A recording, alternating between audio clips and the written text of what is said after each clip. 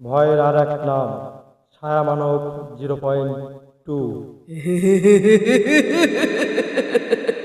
আসসালামু আলাইকুম এভরিওয়ান।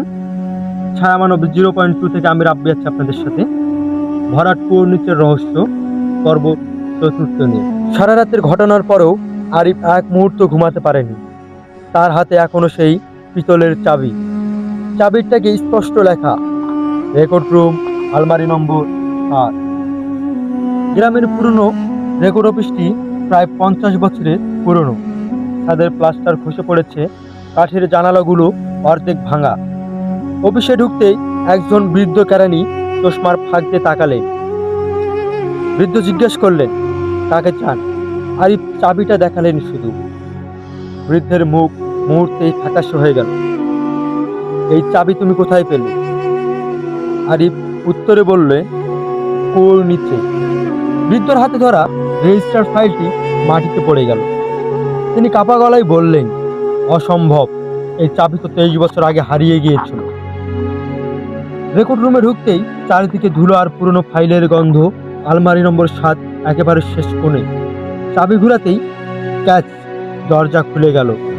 ভিতরে মাত্র একটি লাল ফাইল। ফাইলের উপরে মোটা অক্ষরে লেখা, গোপন তদন্ত, প্রকাশ নিষিদ্ধ। ফাইল খুলতেই আরিফের চোখ বড় হয়ে গেল।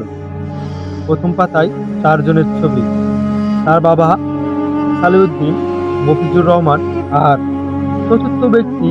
ছবিটি কালো কালি দিয়ে ইচ্ছে করে ঢেকে দেওয়া হয়েছে। শুধু নিচে লেখা, তারপর নাম গোপন রাখা হয়েছে। পরের পাতায় একটি রিপোর্ট, তারিখ 1998 সাল। লেখা, চিঠিতে যা লেখা ছিল, 4 জন ব্যক্তি গ্রামের উত্তর দিকের ভরাট কুয়োর নিচে একটি ইটের ঘর আবিষ্কার করে। আরো নিচে ঘরের ভিতরে একটি লোহার দরজা ছিল। আরিফ থেমে গেল। লোহার দরজা? সে তো কোনো দরজা দেখেনি। রিপোর্টে আরো লেখা, দরজাটি খুলতে গিয়ে তারা একটি ধাতব বক্স উদ্ধার করেন। বক্সের ভিতরে ছিল গ্রামের জমির আসল দলিল, একটি ব্যক্তিগত ডায়েরি। কিন্তু পরের লাইনটি পড়ে আরিফের হাত কেঁপে উঠল। ডায়েরিটি সরকারি নির্দেশে জব্দ করা হয়।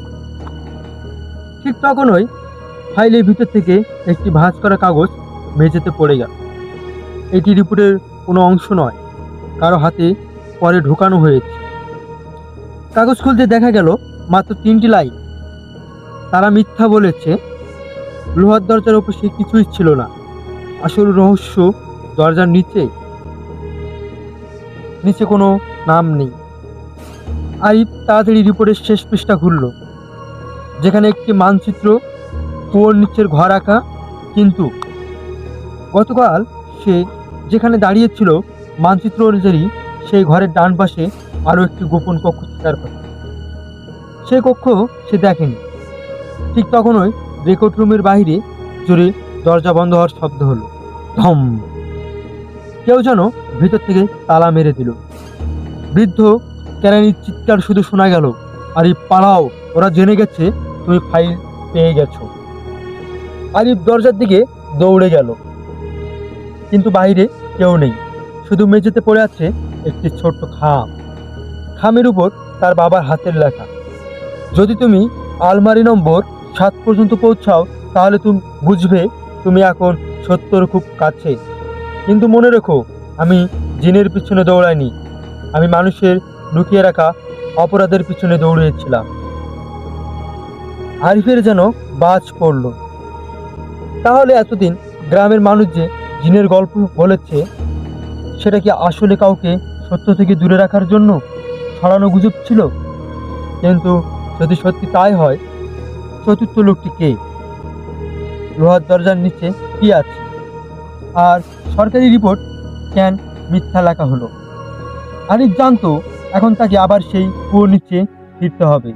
কিন্তু এবার সে একা যাবে না, কারণ কেউ একজন অন্ধকার থেকে তার প্রতিটি পদক্ষেপ লক্ষ্য করছে। তো আজকের মতো এই পর্যন্তই। পরের পার্ট পঞ্চম পেতে অবশ্যই আমার এই চ্যানেলটিকে সাবস্ক্রাইব করে রাখবেন, ছায়া মানব 0.2। সে পর্যন্ত সবাই ভালো থাকবেন, সুস্থ থাকবেন। সবাইকে আবার আসসালামু আলাইকুম।